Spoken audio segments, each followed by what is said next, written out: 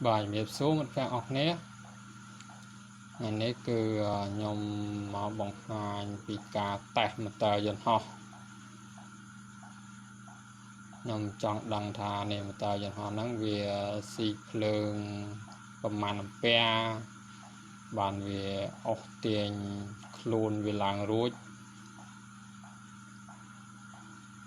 ta về bậtជាអាចហោះបានមែនអត់ចឹងខ្ញុំតេស្តនឹងម៉ូទ័រទាំង4ហ្នឹង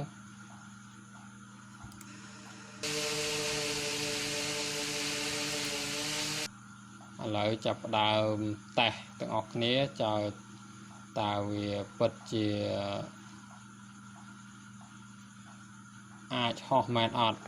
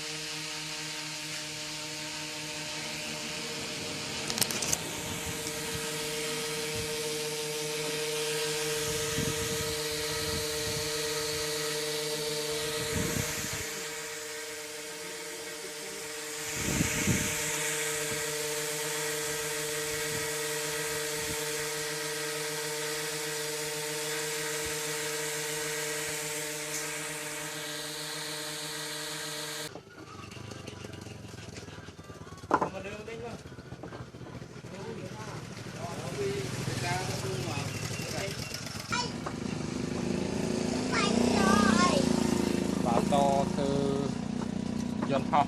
ดาวรอบสาว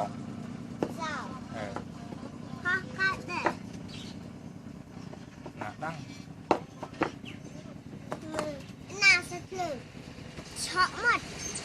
เฉาะลงหมด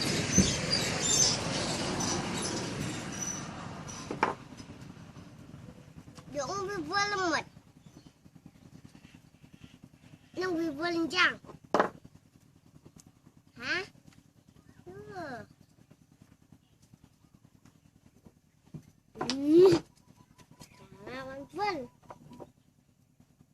bài nâng chui thử mà nghi vớt lên lên lên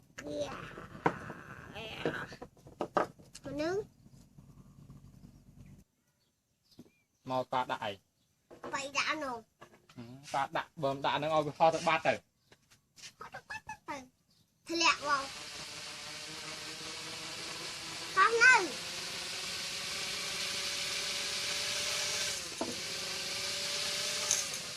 cho mấy bạn đi pha từ thang nông rồi tăng về lên lên lên lên này ai mua ho lắm rồi ai mua ho nào can là can tục của nó này ăn thắng thì chân thấy vậy chặt không một đáy vậy chặt lâu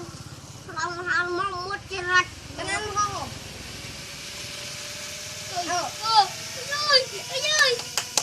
can là chốt nó rất cài chốt tiền tăng đi mà nong này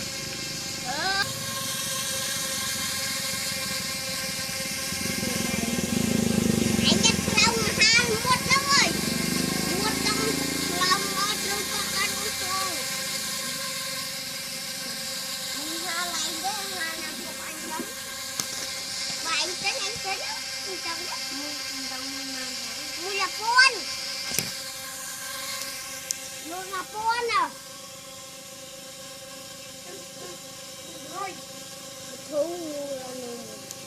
hãy mua to biết này to biết nó kì